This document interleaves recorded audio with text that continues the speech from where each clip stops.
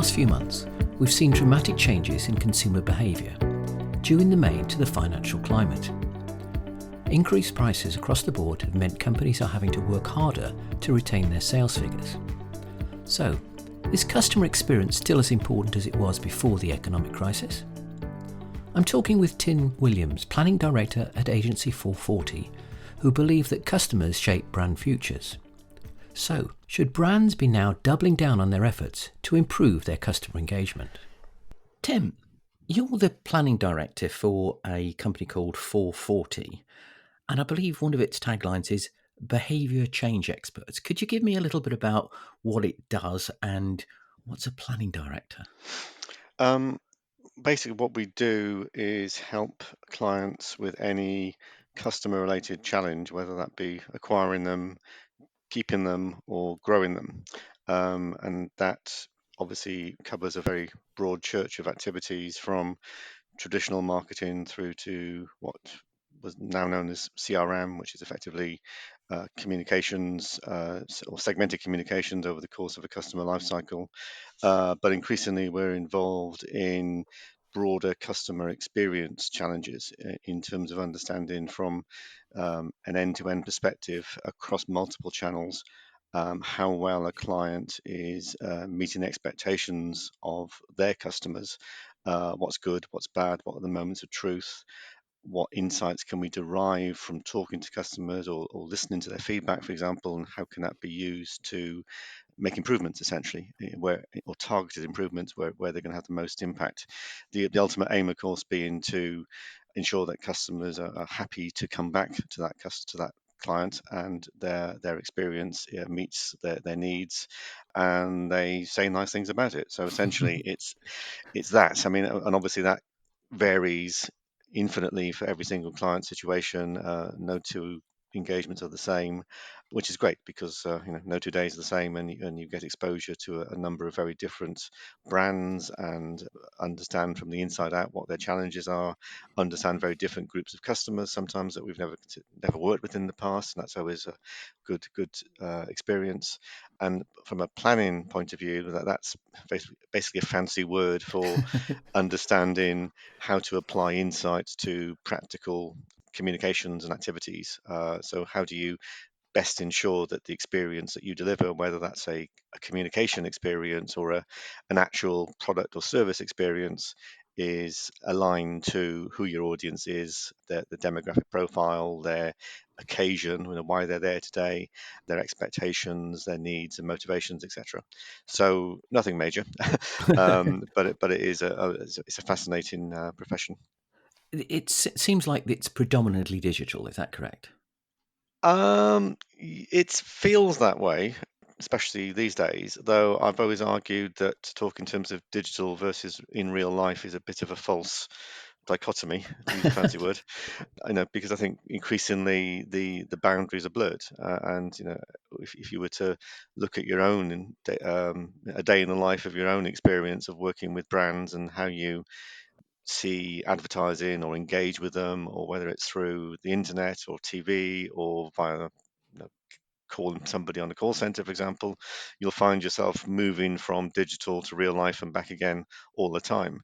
So I think whilst brands and agencies typically like to think in terms of themselves being a digital agency, for example, that the customer doesn't. They don't think in quite the same way. And if I have an online purchase experience, for example, then I need to take the product I buy back for a return and I go into a store to do it.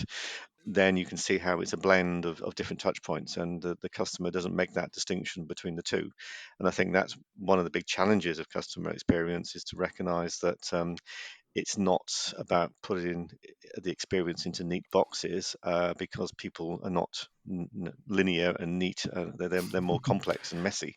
That's true. Um, but that's part of the fun of this job, I suppose, is recognizing that it's not predictable and neat, and you have to understand the what ifs and what they call in the trade the use cases, the occasions or the scenarios in which things may not work in quite the way the brand would ideally like it to work, but it's how a customer wants it to work.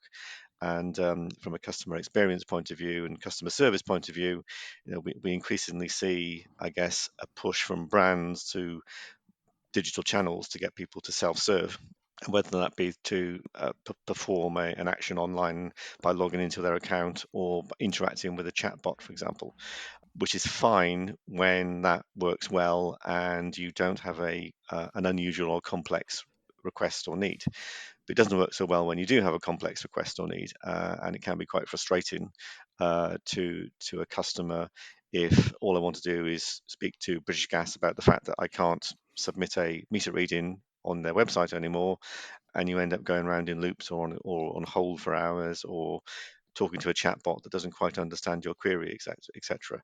So the short answer to your question is Was that short? it increasingly digital plays an important part, but I see part of my job is to not forget the reality, which is it's not just digital. It can't just be digital in most situations. You have to think about the experience in the round. So that brings me on to one of my personal frustrations, is that there seems to be less and less human interaction. Mm, And it's almost a thing of the past now to actually speak to a human being. Look at the majority of websites, there's very, very few telephone numbers on there. It becomes very frustrating, mm, especially if you've got a problem where I suppose your anticipation levels are high anyway, that you want to get something sorted. And there seems to be an imbalance between company efficiency versus customer satisfaction. And mm. I'm trying to find a way of being able to understand, why is it that more and more companies are just thinking about themselves and their interaction with a client as being functional rather than being an experience. Yeah, I mean, you could be forgiven for thinking that many customer service departments, the primary role is to avoid contacting customers, because they default to saying, you ring up and they say, well, you can go to our website and probably complete the task that you've calling up for online, or use our chatbot, etc. Which obviously, if I could do that, I would have done it. I know Yeah. nobody likes calling up a call center because it's if you can do it yourself.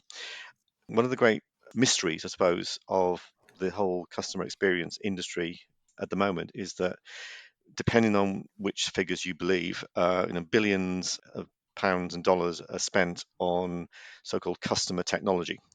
Yeah. And that begs the question, well, quite what do we mean by customer technology? Is it CRM systems? Is it call center routing systems? Is it algorithm driven, AI driven chatbots, etc.? Hmm. And I guess it's all of those things. Yep. So lots of money is being spent by brands and by big consultancies and so forth to invest in the tech.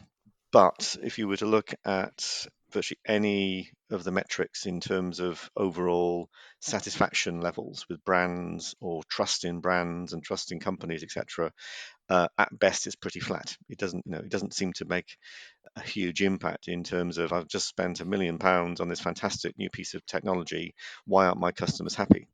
And I Yes. think the Because you don't part talk of to the them. well, quite, yeah. I think part of the reason is that a lot of that technology, and I'm speaking very generally here, so I know that there will be exceptions to this, but it does seem that a lot of the technology that is labeled as being customer centric is actually quite the opposite. It's about driving efficiencies and cost savings. Hmm. It's about saying you can reduce the headcount in your call center by X if you invest in this particular piece of AI technology, because that will allow you to solve customer queries that would in the past go into a call center, or even in store, by this wonderful piece of digital kit. Now, I think from our own research into this space, there is uh, you get conflicting evidence. In some instances, that technology is great.